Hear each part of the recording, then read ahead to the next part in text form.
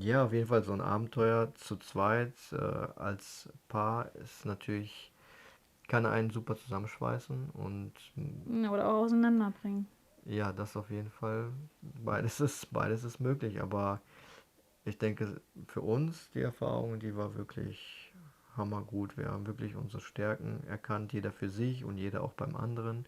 Und Die natürlich auch, Schwächen blenden wir aus. natürlich auch, auch die Schwächen, aber was wichtig ist, um zu überleben, um Ja. wirklich voranzukommen, ist tatsächlich die Stärken des anderen zu nutzen.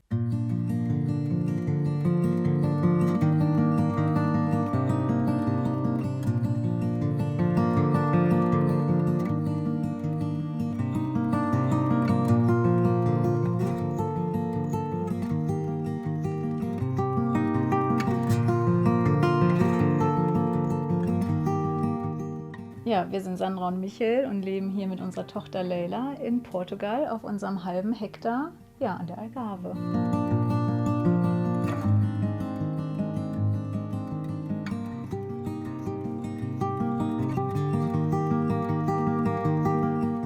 Ja, wir haben uns eigentlich von einem Container inspirieren lassen. Also wir wollten es eigentlich uns erst einfach machen und einfach einen Container voll ausgebaut ja, hierhin bringen lassen.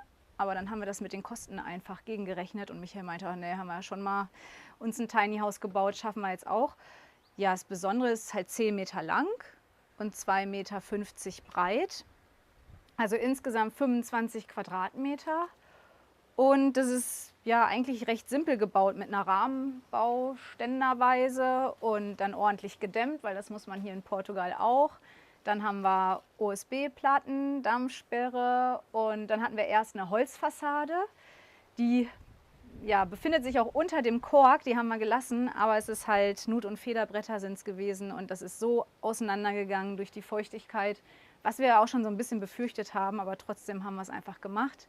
Ja, und da hatte Michael die Idee mit dem Kork und das finden wir jetzt auch. Also wir sind immer zwischendurch noch am Experimentieren und ja, das mit dem Kork gefällt uns ganz gut, so dass wir dann bei Leila uns die Holzfassade gespart haben und direkt den Kork genommen haben. Ne? Ja. Ja, also hier von innen fand ich es persönlich ganz schön. Wir hatten im Alentejo mit Rigips gearbeitet. Da hatten wir halt komplett weiße Wände. Das wollte ich nicht nochmal. Also hier klappt das ganz gut mit den Nut- und Federbrettern und ich mag diesen Holzlook und das darf auch heller oder dunkler werden. Ich finde, das ist halt, ja, gibt so ganz viel Gemütlichkeit und wir wollten, also das ist auch komplett unbehandelt. Wir wollten das jetzt gar nicht behandeln, dass man es irgendwie streicht oder so. Also wir haben uns für ein Tiny House entschieden, weil ja, wir einfach mit weniger Platz auskommen möchten. Und ja, es wäre wahrscheinlich auch zu teuer gewesen, ne? Also ein Grundstück mit Villa am Meer. Ja, Kostenfaktor spielt eine Rolle, aber natürlich auch, wir haben ja auch einen anderen Ansatz, wie wir leben. Wir leben viel draußen, wir arbeiten draußen auf dem Grundstück und wir haben in Anführungsstrichen nur einen halben Hektar und wenn das Haus schon 300 Quadratmeter in Anspruch nimmt, Ja. da hat man weniger Bäumchen zu pflanzen natürlich auch. Also für mich persönlich, ich mag es gerne gemütlich und ich mag es schön und ich mag es sauber, aber was ich nicht mag, ist die Hausarbeit. Und das beißt sich. Und ja, also 25 Quadratmeter sind schnell durchgewischt. Und ich möchte mich einfach auch so auf Dinge konzentrieren, die, ja, wo ich halt wirklich auch mit Herzblut dahinter stecke. Also ich mache auch gerne mal was nett fertig, gemütlich, aber ja, Ja, und auch das Heizen ist ja auch super cool, weil das ist echt kleines Raumvolumen und das ist super, das ist allein in unserer Körperwärme, wenn 3 Leute hier drin sind, ja. merkt man das, dass, also wir haben jetzt noch nicht hier geheizt und man merkt tatsächlich den Unterschied draußen, wenn wir jetzt 14 Grad in der Nacht haben, Wir hatten hier 20 im haben wir es hier Haus. 20 Grad, obwohl Ja. hier nicht geheizt wird. Und das finde ich total genial eigentlich. Und vor ein paar Wochen stand hier noch unser Schlafbett mit Bettkasten. Also es war tatsächlich hier unser Schlafwohnzimmer. Ja, dann mit unserer Küche. Also wir haben keinen Backofen, also es fällt meistens sofort auf. oder Spülmaschine, weil das dann einfach vom Strom uns zu viel wäre. Und ja, also wenn wir mal Lust haben irgendwie auf Pizza oder so, gehen wir Pizza essen. Aber vielleicht machen wir da draußen noch mal irgendwann was, ne? Ja. Dann haben wir hier unser ganz kleines Badezimmer. Ja, mit der Trockentrenntoilette, Waschmaschine, Dusche. Also ausreichend vom Platz. Also wir hatten noch keinen Platzmangel irgendwie. Ja, also tatsächlich mit der Dusche, darum fanden wir die Lösung mit der Dusche ganz gut, weil das ist ja ein geschlossenes System in sich. Also wir wollten nicht experimentieren, wie wir das machen, wenn man irgendwie ja Fliesen oder solche Sachen und wo wir die im Baumarkt gesehen haben, dass das so ein geschlossenes System an sich ist, sind wir da jetzt eigentlich angstbefreit. Aber uns ist die Waschmaschine tatsächlich mal einmal ausgelaufen. Da waren wir zum Glück auch da. Also das war dann schon, das kann ja alles ganz schnell aufquillen. Also hier drunter befindet sich auch OSB und eine Dämmung. Ja, und dann der Boden, also es kann ganz schnell einfach dann aufquellen. Das wäre schon ein großer Schaden. Dann sah der Boden auf einmal wegfault. Ja, und hier war Leylas Zimmer. Da hatte sie ihr Bett stehen und hier ihre Kommoden. Und jetzt haben Michael und ich wieder ein Schlafzimmer. Also das haben wir von Anfang an auch so geplant, wo wir diese 25 Quadratmeter geplant haben. Also dass man irgendwann mal, falls Leyla ausgezogen ist, wir dachten, das dauert alles ein bisschen länger, ne? Ja. Hätten wir hier das Schlafzimmer, dann das Badezimmer und dann Wohn- und Essbereich. Ja, und irgendwie muss ich sagen, bin ich jetzt aber auch richtig happy, weil man wieder einen Kleiderschrank hat. Also hier passen dann all unsere Sachen rein, weil die ganze Zeit aus dem Bettkasten leben, das hatten wir dann ein Jahr lang und irgendwie fand ich es dann doch irgendwann nervig. Und das Problem ist ja in Portugal schon im Winter die Feuchtigkeit. Also immer Luftentfeuchter und dann war der Bettkasten stand meistens auf und ja, das ist jetzt schon irgendwie schöner, wenn man halt nicht so alles im Bettkasten verstaut hat. Und natürlich wieder so ein bisschen mehr, ja, Platz und Privatsphäre, weil dein Haus haben wir eigentlich recht spontan gebaut. Ja. Also wir hatten immer uns so ein bisschen die Option offen gelassen, dass wenn wir Lust haben, ja, dass wir dir irgendwie dann auch dein Haus bauen und das ist dann tatsächlich schon nach einem Jahr passiert. Und was wir auch mögen, ist ja schon mit unseren Händen was erschaffen, ne? Bauen. Klar, können wir mit einem großen Haus auch. Aber Ja. auch so diesen Gedanken, wir haben es jetzt ja das erste Mal schon durch, ne, mit unserem Sohn, dass er dann irgendwann sagt, ja, er geht seinen eigenen Weg. Und dann hat man plötzlich Raum mehr zur Verfügung und man weiß letzten Endes gar nicht, was wollen wir denn damit? Irgendwie Hobbyraum oder darum. Also man baut und man denkt immer, man baut für die Kinder, aber die haben ganz andere Ideen, ganz andere Pläne. Und Ja. da haben wir auch so ein bisschen, ne, dass wir gedacht haben, haben wir Respekt vor, wenn wir dann auf einmal auf 100, 150 Quadratmeter hocken. Ja, Ja, und auf jeden Fall das Bauen an sich auch ist ja viel einfacher. Die Instandhaltung ist ja. viel günstiger und einfacher. Ich kann eine Leiter dran stellen, kann oben aufs Dach gehen. Ja, es ist wirklich alles super überschaubar und das ist das, was. Ja, das können wir alles bewerkstelligen. Wir brauchen keinen Dachdecker oder wir brauchen nicht irgendwie, ne, das mit der Fassade. Das konnten wir alles selber gut lösen. Und Genau, weil da wir alles selber gemacht haben, wissen wir ja auch, wie es zu reparieren ist. ja, Ja, und sind dann nicht so abhängig von Handwerkern oder von ist nicht einfach Menschen. hier von Handwerkern abhängig zu sein. Ne? Man darf dann auch mal ein Jahr warten, bis es Ja, vorangeht. ja. Nee, und das macht Spaß auch. Natürlich die Erfahrung auch wirklich sein eigenes Dach über dem Kopf ja, zu bauen und wirklich ähm, So, dass kein Regen reinkommt. ja, und da die Verantwortung für zu haben, die komplette. Also was ganz schön herausfordernd war, waren die Fenster und Türen, weil es alles Sondermaß und hohe Qualität. Da durfte man dann 3,5 Monate drauf warten. Und wir haben ja vor einem Jahr angefangen, im September zu bauen. Ja, und das waren harte 3,5 Monate. Wir hatten einfach alles nur mit Folie. Und das war so krass mit der Feuchtigkeit. Also ich hatte richtig schöne Körbe, geflochtene Naturmaterialien. Das durfte ich dann leider alles wegschmeißen. Also vieles davon, ja. Darum waren wir richtig happy, dass wir irgendwann die Fenster bekommen haben. Und die Fläche war ja natürlich groß mit unserem riesigen Fenster, dann mit der großen Tür. Das war ja natürlich nochmal, also überall konnte die Feuchtigkeit hier ja rein. Aber jetzt funktioniert es ganz gut. Also man merkt schon den Unterschied, weil an manchen Tagen haben wir eine Luftfeuchtigkeit draußen von 98, 99%. Und dann haben wir hier 65, 70. Ja, aber da in der Ecke steht auch noch ein kleiner Raumentfeuchter.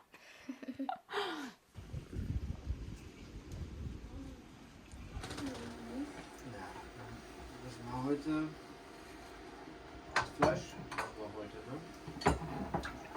Ja, das muss, glaube ich, dann auch weg. Und haben wir jetzt Paprika eigentlich noch? Muss ich noch ernten. Oh, kann ich mitkommen? Ja.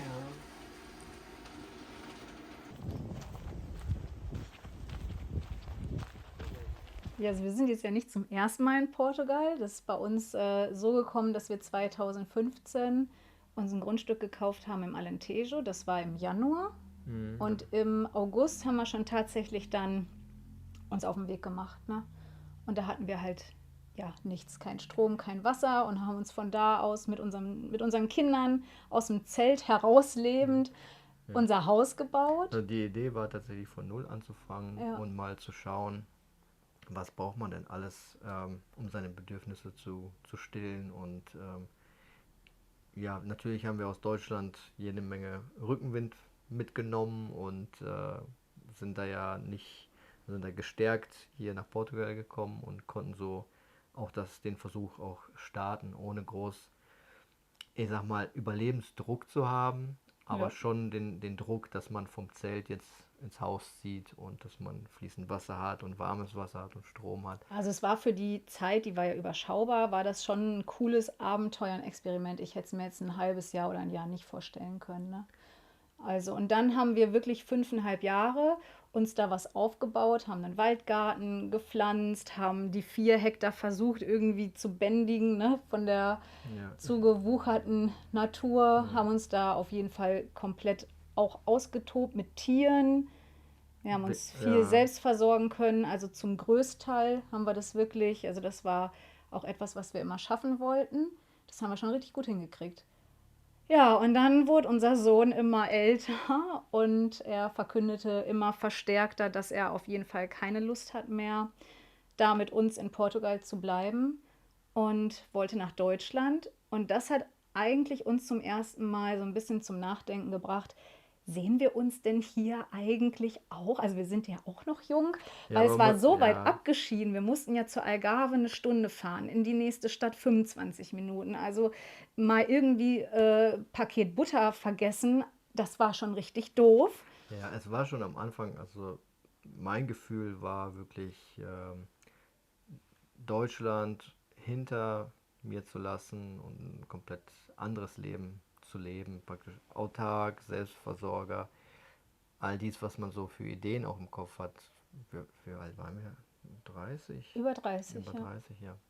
Und, Ja, auch ein bisschen, ne, und so das. natürlich dann so im Alter dann irgendwann, wenn die Bäume groß sind, da zu sitzen und aber das ging alles viel schneller, als ich gedacht hätte. Du hast ja schon nach Also, 5 Jahren dann so also gesessen. innerhalb von 5 Jahren war wirklich, ja, waren die Erntekörbe voll. Es war eigentlich so, wie ich es mir vorgestellt hatte. Und du dachtest, das wäre so ein Ich dachte, Lebensprojekt irgendwie, genau. ne? Aber wir waren ja ganz am Anfang auch mit unseren Erfahrungen, was die Natur angeht, wie man pflanzt, was man pflanzt. Und dann haben wir natürlich viele Erfahrungen gesammelt und wurden immer besser in dem, was wir taten.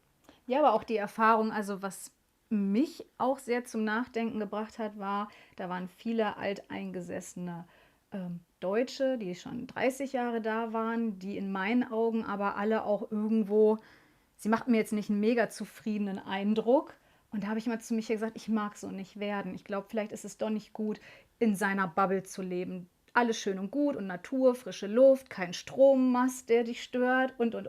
Aber du lebst so in deiner Bubble, dass es, glaube ich, nicht gesund ist, wenn du halt von morgens bis abends nur in deiner Welt irgendwie lebst. Man braucht auch mal was von außen, man braucht mal Gegenwind, man braucht eine andere Meinung, man braucht mal ein Shoppingcenter, man braucht mal einen Strand, man braucht mal Freunde.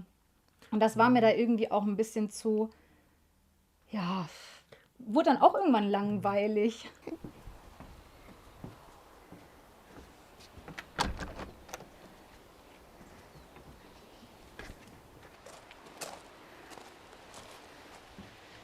So, dann geht's einmal rein. Drin. Ja, es heizt sich ganz gut auf, ne? Dadurch, dass die Tür hier eine Scheibe hat. Ja. Genau, ja, also dir war es wichtig, dass du dein eigenes Waschbecken bekommst, ne? Ja. Finde ich auch praktisch, dass Leila jetzt hier ihr eigenes Wasser hat. Kannst du dir hier die Zähne putzen und alles. Ja. Und ja, dein Bett hast du. Eigentlich hast du genug Platz, ne? Oder? Man kann ja noch ein bisschen tanzen und so. Dann hast du da deine Klamotten drin und Spielsachen. Ja. Und den Schreibtisch hast du dir ausgesucht, der ist neu, ne? Kann man auch so hochfahren. Genau. Aber warum dein eigenes Waschbecken? Damit ich nicht, wenn ich mir zum Beispiel die Zähne morgens putze oder abends, nicht immer rübergehen muss. Und ja, das ist dann besser. Ja, und irgendwann fängt das ja an, dass man mehr Zeit vom Waschbecken auch, ne? Vom Spiegel Ja. braucht. Ja, ist ganz gut. Und du wäscht ja auch manchmal dein Glas hier ab. Oder wenn du dir einen Apfel irgendwie fertig machst. Ja. Also machst du das ja auch hier alles, ne? Mhm. Ja.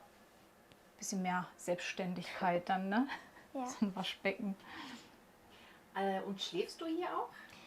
Nee, noch nicht. Ich dachte erst, ich werde hier schlafen, aber dann ist es doch ein bisschen komisch so alleine. Und ja, genau, da bin ich einfach noch nicht bereit zu. Ja, wir fanden es ganz schön mutig. Du hast ja gesagt, du wirst hier schlafen und dann konnte Leila nicht. Ja, du warst ziemlich ungeduldig, ne? Wir sollten schnell fertig werden mit dem Bauen. Und dann war alles fertig. Und dann hast du gesagt, du möchtest doch nicht hier schlafen, aber das fanden wir auch vollkommen in Ordnung. Also irgendwie ist es vom Gefühl auch schöner, wenn wir alle noch unter einem Dach leben. Ne? Und dann machen wir einfach das Sofa, was da jetzt steht, breiten wir aus zu einem Schlafsofa. Ja, und vielleicht in einem Jahr, in 2 Jahren schläfst du hier. Vielleicht ist ja auch was anderes, ne? Wenn meine Freundin zu Besuch ist. Ja, aber die Möglichkeit ist ja auch nicht ganz verkehrt. Ja, also meistens mache ich das am Computer, an der App. Oder halt im Heft. Ich habe ein Englischheft und ein Deutschheft. Und da mache ich das auch. Ja, genau. Also es macht mir auch eigentlich mehr Spaß als so in der Schule, weil hat man so ein bisschen seine Ruhe und kann selber so für sich lernen. Und ja, genau. Das finde ich einfach ein bisschen cooler. Ja. Hier in Portugal ist das so, dass es nicht die Schulpflicht gibt, es gibt die Bildungspflicht. Und einmal machst du das mit einer App, die ist online. Da gibt es ganz viele unterschiedliche Fächer. Das kann Leila sich natürlich auch immer selber aussuchen. Erst hatten wir ein bisschen ausprobiert, wie es ist mit Freilernen, weil das hier viele in Portugal machen. Aber Freilernen war nicht so unser Ding, weil wir schon gemerkt haben, man braucht auch irgendwie da eine Routine drin. Und wir machen jeden Tag 3 Stunden Schule. Also Hauptfächer Deutsch, Mathe und Englisch. Und dann hat Leila noch eine Privatlehrerin. Also dann ist 2-mal in der Woche Mathe und du machst noch mit einem Amerikaner Englischunterricht einmal in der Woche, ne? Ja. Genau. Ja, und dann gucken wir, wie wir das jetzt aufstocken, dass wir noch Portugiesischunterricht dazu nehmen. Und das ist halt total super, weil es ja, wie heute zum Beispiel ist man nicht so viel mit Schule, ne? Dafür wird dann morgen einfach ein bisschen verlängert. Ja, Deutsch funktioniert auch eigentlich recht gut. Wir machen das mit, guck mal, hier unten hast du ja dein Heft. Aufsatzbuch. Genau, kannst ja einmal holen, wenn du magst. Wir haben uns dann, normalerweise wird Leila jetzt in Deutschland in der 5. Klasse sein. Und dann haben wir schicken uns dann immer ganz lieb unsere Eltern zu, ne? Die Omi. Ja, das ist jetzt zum Beispiel von der 5. und 6. Und dann arbeiten wir uns von Seite 1 durch. Ja. Und im Englischen hast du ja auch dann 4 Bücher. Ja, genau. Und es kann halt auch sein, dass Leila dann einfach, weil Englisch macht ihr total viel Spaß, die geht da jetzt so durch die ganzen Stationen durch. Also wir merken einfach, dass es viel effizienter ist vom Lernen. Also man hat 3-4 Stunden am Tag, Ne? Einmal richtig Konzentration, dann der 1:1 Unterricht mit der Lehrerin ist natürlich auch super, weil man kann nicht ausweichen, man kann sich im Unterricht nicht verstecken oder so. Ne? Also es wird halt wirklich eine ganze Stunde dann Mathe gemacht und da wird Leila gefordert und ja, also ihr habt ja auch voll den schönen Kontakt. Ne? Also das ist ja auch nochmal, dass das Leila nimmt das so gut auf alles, dass ihr Mathe jetzt richtig Spaß macht. Also es war auch mal eine Zeit lang anders, ne? Ja. Da war Mathe nicht so beliebt. Und jetzt freut Leila sich, wenn es ein neues Thema gibt. Jetzt haben wir Und gerade auch ein neues Thema. ja, genau, was habt ihr denn jetzt? Brüche. Brüche, genau. Du durftest dir ja auch von 5 Themen jetzt das nächste aussuchen. Also das ist halt immer auch so mit der Privatlehrerin, das ist so ein Miteinander und nicht, ja, jetzt bin ich der Lehrer, Lehrerin und das wird jetzt gefordert. Oder wenn sie merkt, bei einem Thema, da brauchst du ein bisschen länger, dann geht ihr da einfach die Zeit durch, wie man es braucht. Also es ist einfach langfristig dann so verankert in dir. Ne? Ja. Also das 1x1 zum Beispiel, wo wir in Deutschland dann in der Schule waren, ja, das hattest du jetzt nicht so gemocht. Nee. Und jetzt ist das sitzt, weil das hat die so toll mit dir auch gefestigt und geübt. Ja, also wir sind da jetzt gerade total zufrieden und begeistert und passt super in unseren Alltag halt auch. Ja, mit dem Tiny House Bestimmung. einfach so irgendwo hinstellen, ist natürlich eine große Frage, ob das legal ist, ob das illegal ist oder ob das eine Grauzone ist. Dann wird ja alles ist richtig, irgendwo. Aber es kommt wirklich speziell oft auf das Grundstück an, auf die Gegebenheit, wo man gerade ist.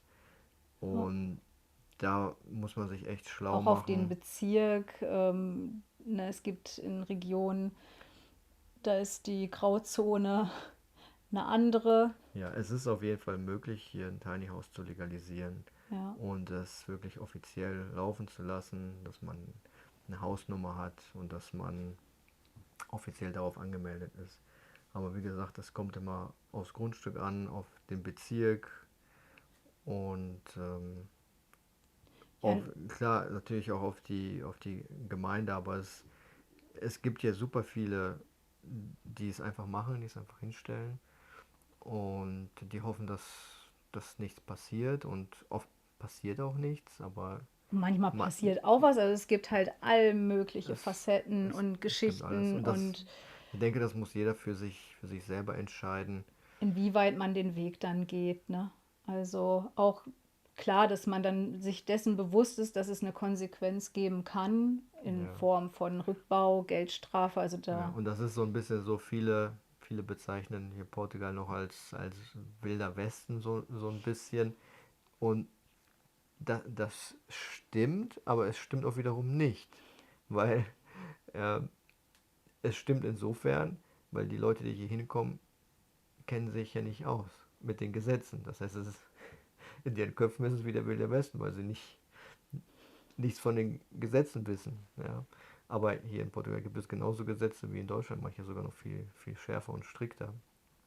ja. Ähm, aber klar, wenn man in einer bisschen in einer Parallelgesellschaft lebt oder in einer Gemeinschaft, in einer Community oder nur Deutsch spricht oder nur Englisch spricht und nicht im, im System drin ist, im Portugiesischen, dann weiß man viele Sachen einfach nicht. Ne? Und denkt sich, ah, hier ist ja alles ganz easy.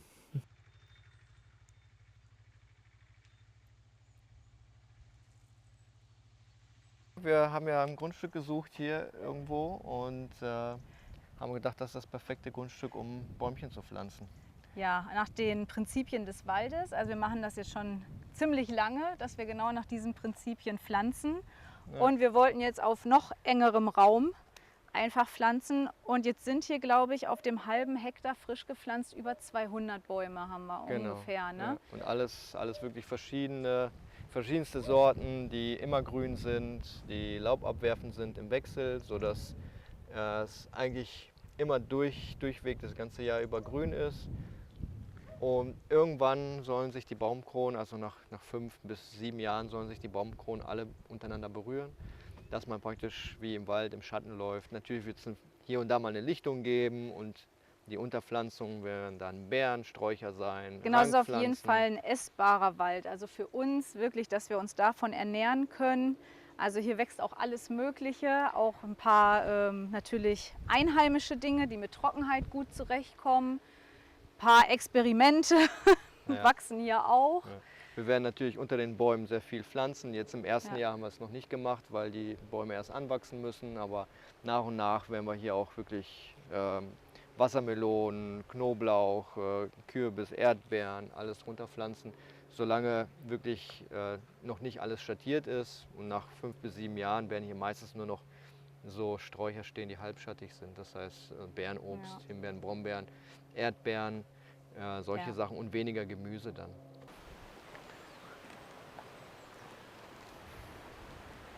Ja, ist voll schön, dass wir den Brunnen hier haben, ne? Ja, Das ist- genau.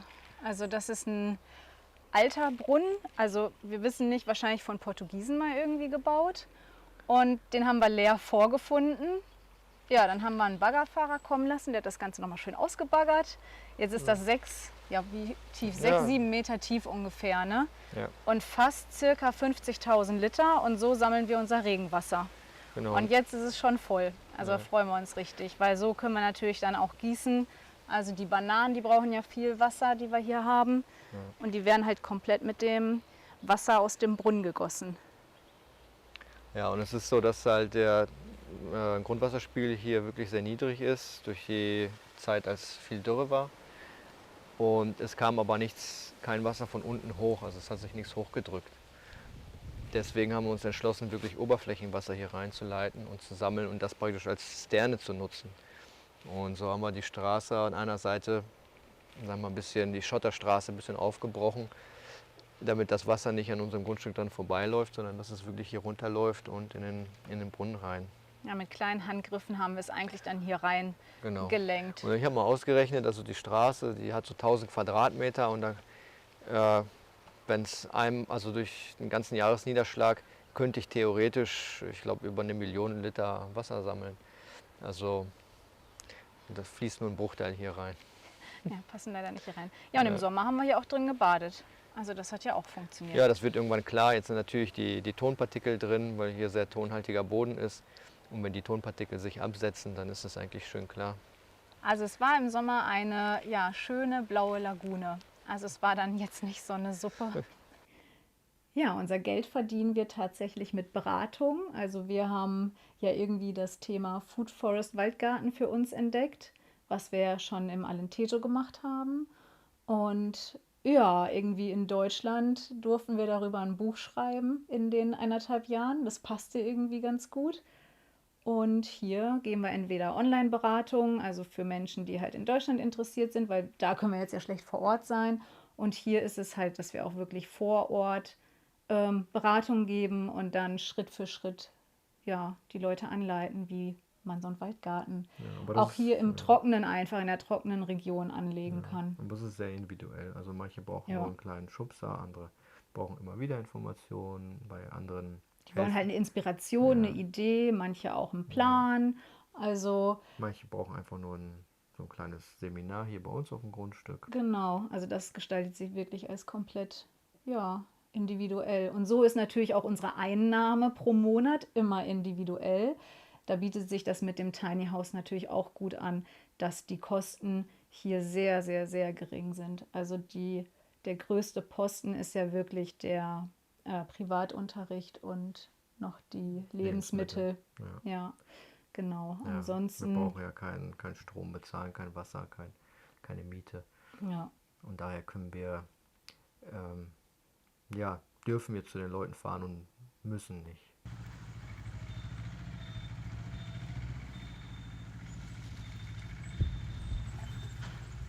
Also die Feigen habe ich im Mai aus Steckling gezogen vom Nachbarn und die wurden aber auch regelmäßig gedüngt mit unserem Spezialdünger. Damit dünge ich alle unsere Obstbäume eigentlich mit unserem Urin, was wir aufsammeln in unserer Trockentrenntoilette. Und bis ich die Mischung rausgefunden habe, was für Bäume gut ist, was zu viel ist, was zu wenig ist, weil wir produzieren doch schon recht ordentlich was, also 5 Liter jeden Tag oder fast schon 6 Liter jeden Tag an Urin. Aber das ist total genial, dieser Dünger. Also, ähm, weil sonst wir haben keine Tiere, wo wir selber den Dünger nehmen können. Ja. Und mit Kompost im Sommer ist es sehr schwierig hier, weil es sehr trocken ist. Und da muss ich mir was einfallen lassen, weil die Bäume brauchen definitiv Nahrung, weil die Erde hier sehr mager ist. Die meiste Energie hier in Portugal ist wirklich in der Sonne und in Deutschland ist es zum Beispiel umgekehrt, da ist die meiste Energie im Boden und daher muss man hier ein bisschen mehr nachhelfen, wenn man Bäume pflanzt. Und dieses Mischverhältnis, was ich gefunden habe, dieses 1:5 für die Bäume, ist wirklich perfekt. Das hilft denen wirklich richtig Fuß zu fassen und richtig ein gutes Wurzelsystem auszubilden, ja, dass die dann auch durch eine Dürre kommen können, wenn die wirklich viel Wurzelmasse ausgebildet haben unterirdisch. Ja, ein ganz großes Thema bei uns war, wie kriegen wir die 200 Obstbäumchen ernährt, weil am Anfang dachte ich auch, als ich noch ein Neuling war im Gärtnern, vor allen Dingen auch in Deutschland, da ist es ja auch kein Problem, wenn man ein Bäumchen einfach in die Erde pflanzt und gut ist, der wächst schon irgendwie und mal ein Jahr mehr, mal ein Jahr weniger, aber der schafft es. Aber hier in Portugal ist es etwas schwieriger, weil der Boden sehr karg ist. Und da habe ich schnell gemerkt, wenn man ein bisschen nachhilft mit Dünger, egal was für einen, also natürlich am besten organisch, dann geht das alles viel besser. Ja, und dann kam Und noch die dann, Frage auf, was machen wir denn mit unseren Ausscheidungen? genau, beides kam Ne, zwei dazu. wichtige Themen. Und natürlich auch Kostenfrage. Ich bin auch in den Baumärkten hier gewesen und in den Drogerien, habe mal geguckt, was so das alles kostet. Und Ja, so eine Dünger, Klärgrube, ne? Ach so, du also meinst Dünger den an Dünger, sich ja. ist schon wirklich sehr, sehr teuer, wenn man sich das hochrechnet. Und natürlich haben wir unsere Abfallprodukte und dann haben wir gesagt, wir müssen die auf jeden Fall nutzen. Wir können die nicht einfach irgendwie mit Trinkwasser runterspülen, irgendwie eine Kanalisation, sondern wir nutzen das auf jeden Fall. Ja. Und mit dem Urin düngen wir und mit den Feststoffen, die fermentieren wir. Weil wir haben hier sehr trockene Sommer und dann ist es wirklich schlecht, das zu verkompostieren, weil da fehlt halt das Wasser. Und wir machen das praktisch nach dem Bokashi-System. Das heißt, wir sammeln den Feststoff, trennen das natürlich, den flüssigen vom festen. Den Feststoff tun wir in einen Eimer mit Holzkohle gemischt und Genau, wir benutzen kein Streu, genau, keine Späne, sondern wir benutzen halt immer Pflanzenkohle, ja. Pflanzenkohle, die wir selber herstellen mit unserem Totholz hier, was direkt auf dem Grundstück anfällt. Ja. Und dann in dem Eimer tun wir auch gekochte Essensreste rein, auch unseren Kompost, also Ja, Gemüse, alles was da ist, kann da rein, weil der Eimer wird halt fest verschlossen, da kommen halt keine für Tiere mehrere dran. Wochen.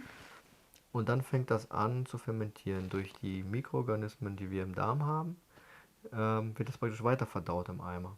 Also alles, was wir da reingetan haben, ähm, ja, wird verdaut und es werden neue, ähm, ja, eigentlich wird es nicht, verrottet es nicht, sondern ein Fermentationsprozess ist ja ein aufbauender Prozess. Es entstehen also neue Eiweißverbindungen und ja, nach 2, 3 Wochen machen wir das auf. Da sind weiße Pilze gewachsen irgendwie und alles mit einem Pilz durchzogen. Es riecht wirklich nach Eher säuerlich, ja. säuerlich, wirklich wie wenn man Sauerkraut Ne? angelegt hat, sowas. Und dann vererde ich das Ganze erstmal.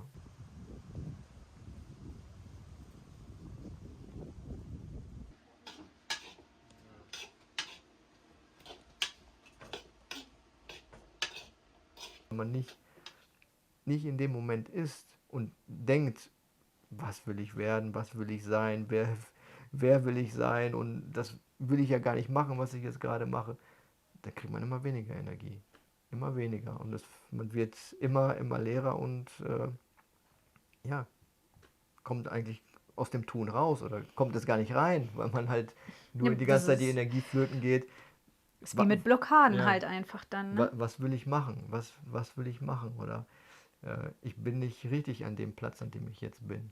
Und Ja. dann kriegt man keine Energie fürs Tun. Aber wenn man wirklich einsieht, nein, jetzt wo ich hier bin, das ist alles richtig. Das ist alles in dem Moment passt das alles genau. Und an dem Punkt, das ist der Startpunkt, dann kriegt man Energie.